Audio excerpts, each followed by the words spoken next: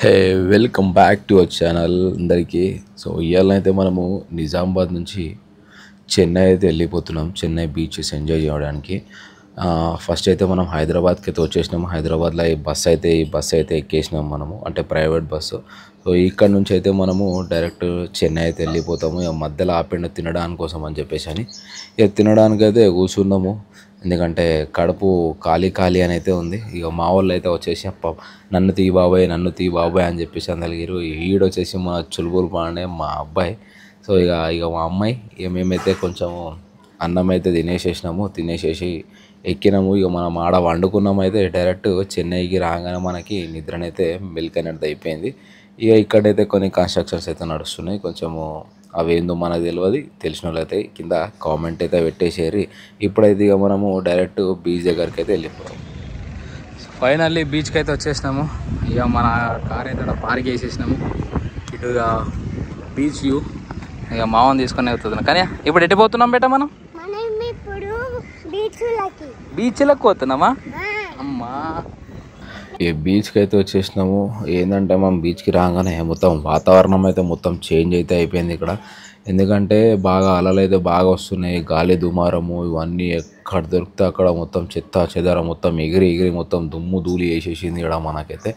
ఏ మావాడైతే పప్పా లోపడుకోదాం అని జరిగిండు. నాకు ఆ నీళ్ళు ఇవ్వడంగానే డప్పులు అయితే కొడుతున్నాయి. సరే రాబోయే నిలుసు అని చెప్పేసి అంటే వచ్చేసిన మళ్ళీ లోపలికైతే పోతున్నాడు.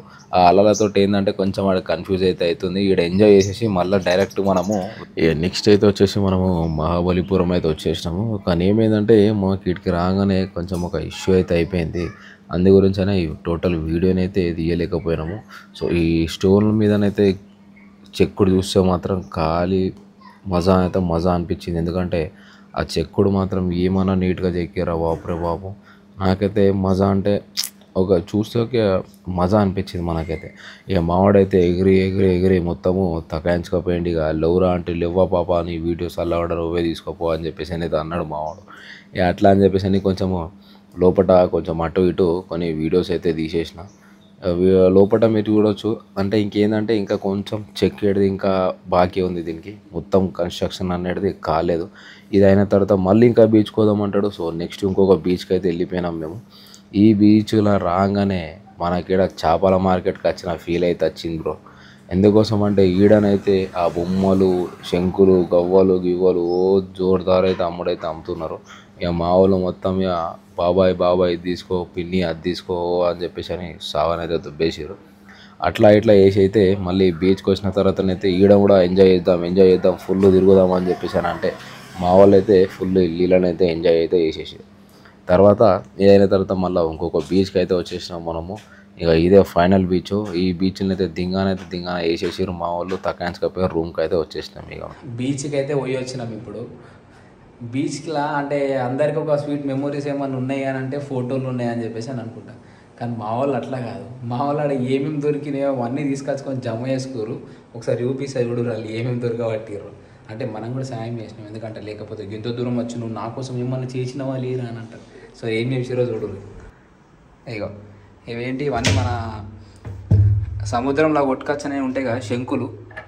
సో ఆడ రోడ్ల మీద అయితే అమ్ముతుర్రు. కానీ అందులో ఒక్కొక్కటి 300 400 అట. ఇక బీచ్కి పోయినాం కదా. సో బీచ్కి పోయినాక ఆడ ఆ రౌతులలో మేమే లెంకులు ఆడితే కొన్ని మాకైతే ఇవి దొరికినాయి. సో ఇక చూడరు దగ్గర ఒక 10-15 అయితే దొరికినాయి ఇలా శంకులు. ఇదొక శంకు దొరికింది. మళ్ళీ దాంతోపాటు ఇదొక శంకు. సో అంటే టైప్స్ ఆఫ్ శంకులు అయితే దొరికినాయి మనకి. ఇగ్గ గవ్వలు